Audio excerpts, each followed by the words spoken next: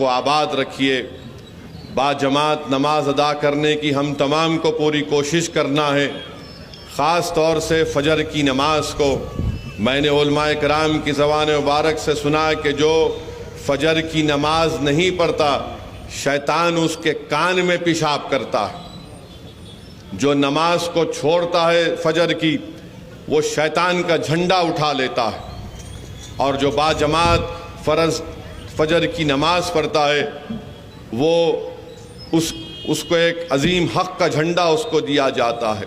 تو میرے عزیز دوستوں اور بزرگوں، یہ بڑی مبارک محفل ہے کہ دارالعلوم امام احمد رضا خان میں آج جو 35ویں سال اس کا قیام ہو چکے ہیں۔ آج 18 حفاظ قرآن کو یہاں پر حفظ نے مکمل کیا۔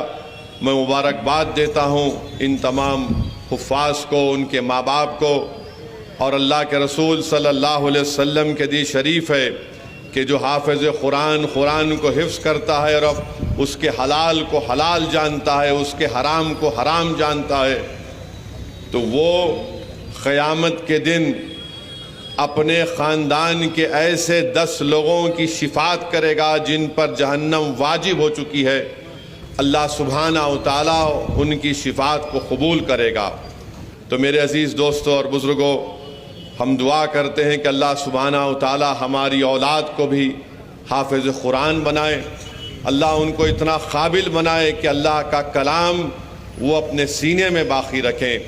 اور میرے عزیز دوستوں اور بزرگوں، قیامت کے دن حدیث شریف میں آیا کہ ان 18 حافظ قرآن کے ماں باپ کو انشاءاللہ تعالی اللہ قیامت کے دن ان کے سروں پر تاج رکھے گا، یعنی اولین حضرت آدم علیہ السلام سے لے کر رسول اللہ صلی اللہ علیہ وسلم کی امت ہوگی، ان خوش قسمت حفاظ کرام کے ماں باپ کے سروں پر تاج رکھا جائے گا، اور وہ تاج کی روشنی سورج کی روشنی سے زیادہ ہوگی۔ اور حافظ قرآن کی اہمیت اور خصوصیت یہ ہوگی کہ قیامت کے دن اللہ ان کو حکم فرمائے گا کہ تم قرآن کی تلاوت کرو، اور تم جتنی تلاوت کرو گے اتنے درجات تمہاری جنت میں تمہارے درجات بلند کیے جائیں گے۔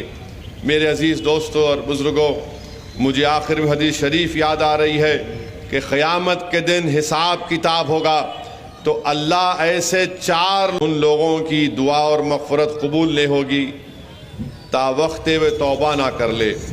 ان میں مشرک ہے، شراب پینے والے ہیں، زنا کرنے والے ہیں، ماں باپ کی نافرمانی کرنے والے ہیں، رشتوں کو توڑنے والے ہیں۔ تو میرے عزیز دوستوں اور بزرگوں، ایک مبارک رات آنے والی ہے، آپ کو اور ہم کو اللہ ایک موقع دے رہا ہے کہ ہم اس میں اپنے گناہوں سے اللہ سے بخشش طلب کریں۔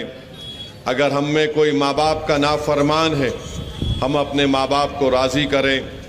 ہم میں کوئی ہے جو رشتوں کو توڑتا ہے تو اب ہم اپنے رشتوں کو سنوار لیں۔ کوئی شرک کرتا ہے، کوئی شراب پیتا ہے، زنا کرتا ہے تو توبہ کر لے۔ تو میرے عزیز دوستوں اور بزرگوں، یہ چند گزارشات مجھے آپ تک رکھنا تھا، اور اللہ سے ہم دعا کرتے ہیں کہ اللہ سبحانہ و تعالی ہم تمام کو مسلمانوں کو نماز کا پابند بنائے۔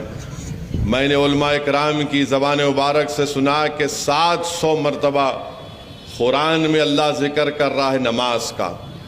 نماز ہم پر فرض ہے، نماز پڑھنا ہم مسلمان کے لیے ضروری ہے۔ ہم میں اور کافر میں فرق یہی ہے کہ ہم نماز پڑھتے ہیں، اور اگر ہم نماز ایک ایسا عظیم تحفہ ہے جس کو اللہ سبحانہ و تعالیٰ نے رسول اللہ صلی اللہ علیہ وسلم کو اپنے پاس عرش پر بلا کر اپنا دیدار کرا کر یہ تحفہ نماز کا رسول اللہ صلی اللہ علیہ وسلم کی امت کو دیا۔